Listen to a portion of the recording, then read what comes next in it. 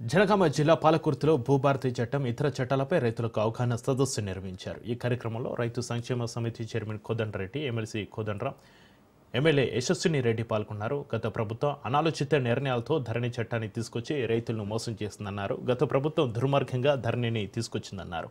భూస్వాములు, బడా వ్యాపారుల కోసమే ధరణి చట్టాన్ని తీసుకొచ్చారని ఎమ్మెల్సీ కోదండరాం మండిపడ్డారు। ధరణి వల్ల ఎంతో మంది రైతులు ఆత్మహత్యలకు పాల్పడ్డారని అన్నారు। ధరణి చట్టం నిజమైన రైతుకు న్యాయం చేసేలా లేదని ఎమ్మెల్యే యశస్విని రెడ్డి విమర్శించారు। ధరణి వల్ల రైతులు అనేక ఇబ్బందులు పడ్డారని అన్నారు। ప్రభుత్వం చాలా గొప్పగా చెప్పుకుంటది ధరణి గురించి। మరి ధరణి గురించి మీరు అంటారు కదా, అంటే అబద్ధాన్ని కూడా నిజం చేయడానికి ఒక ఐకాన్ రాసుకొని తిరుగుతారు। ఆ అబద్ధాలు అన్ని కూడా బల్ల బుద్ధి మరి నిజం అనే రీతిగా చెప్తా ఉంటారు। ఇప్పుడు మేము కూడా అడుగుతున్నాము, ఏ గ్రామం కన్నా పోయి నిల్చోండి, ఈ గ్రామంలో బీఆర్ఎస్ నాయకులుగా నిల్చోండి।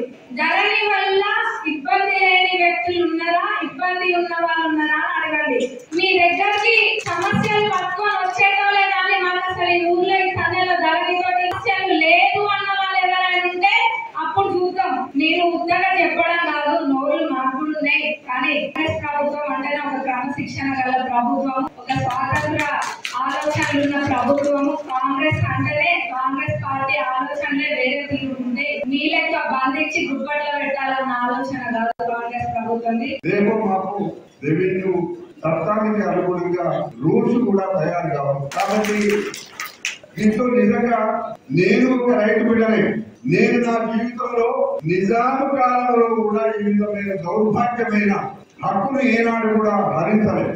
అటే పట్వారీ వ్యవస్థలో కూడా ఎవరో ఒక చోట ఎవరైనా దుర్మార్గులు ఉంటే ఉండొచ్చు, కానీ పటేల్ పట్వారీ వ్యవస్థలో కూడా